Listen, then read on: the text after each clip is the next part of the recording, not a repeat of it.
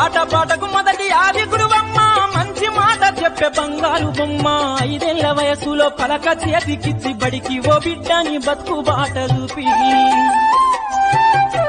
ఓనమాలు నెచ్చి 1, 2 చదివి వయసుతో పాటు చదువు పెరుగుతుంటే ఎదిగిన కొడుకును కళ్ళ చూసుకుంటూ కడుపు నిండినంత సంబరపడుతుంది.